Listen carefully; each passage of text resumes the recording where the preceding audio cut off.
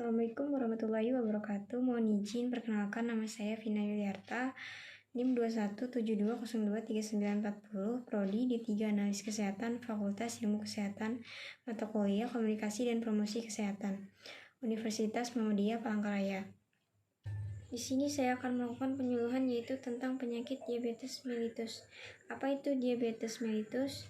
Mengenal diabetes mellitus, jadi penyakit ini dibedakan menjadi dua jenis, yaitu diabetes tipe 1 dan diabetes tipe 2. Diabetes tipe 1 terjadi karena sistem kekebalan tubuh penderita menyerang dan menghancurkan sel-sel pankreas yang memproduksi insulin. Biasanya pertama kali muncul pada anak-anak atau dewasa. Diabetes tipe 2 merupakan jenis diabetes yang lebih sering terjadi, lebih dikaitkan dengan kelebihan berat badan, dan paling sering muncul pertama kali pada orang yang berusia di atas 40 tahun.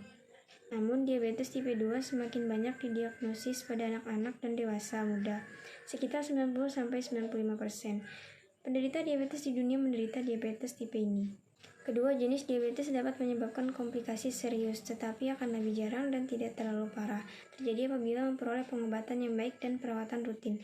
Selain perawatan dari tim tenaga medis profesional, pemahaman tentang pengertian dan pengelolaan diabetes Anda sangat penting agar gula darah tetap terkontrol dan komplikasi dapat diperlambat terjadi. Diabetes mellitus merupakan penyakit kronis yang ditandai dengan kadar glukosa dalam darah menjadi lebih tinggi dari biasanya, disebabkan oleh gagalnya organ pankreas memproduksi jumlah hormon insulin secara memadai. Gejala utama diabetes: 1. Sering merasa haus.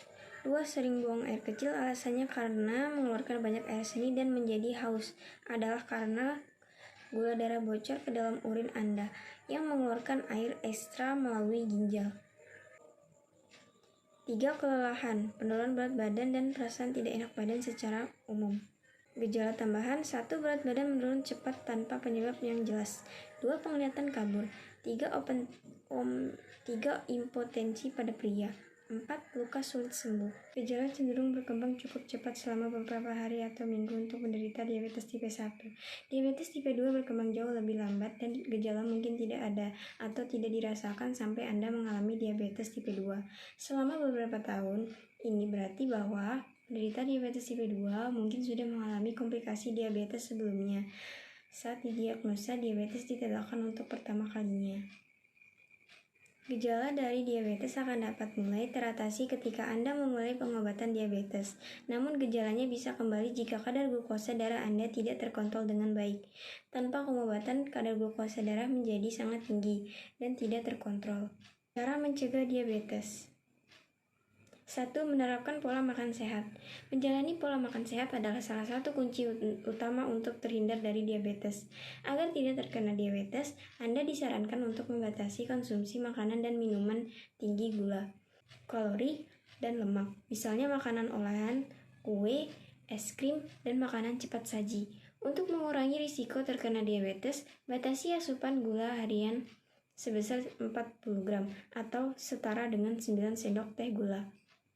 Kedua, menjalani olahraga secara rutin.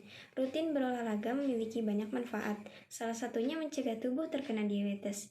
Olahraga rutin dapat membantu tubuh menggunakan hormon insulin dengan lebih efektif, sehingga kadar gula dalam darah dapat lebih terkontrol. Sempatkan waktu Anda untuk berolahraga minimal 30 menit sehari. Olahraga jenis apapun asalkan dilakukan dengan rutin bisa menjadi cara yang efektif untuk mencegah diabetes. 3. Menjaga berat badan ideal. Berat badan ideal dapat ditentukan menggunakan kalkulator BMI Body Mass Index. Jika nilai BMI tubuh Anda tinggi hingga melebihi batas normal, maka bisa saja Anda mengalami obesitas. Kondisi ini merupakan salah satu faktor yang dapat meningkatkan risiko seseorang terkena diabetes.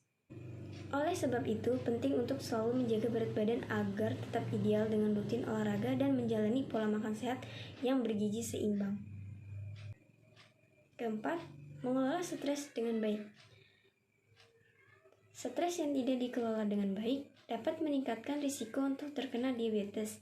Hal ini karena saat mengalami stres, tubuh akan melepaskan hormon stres, kortisol, yang dapat meningkatkan kadar gula dalam darah.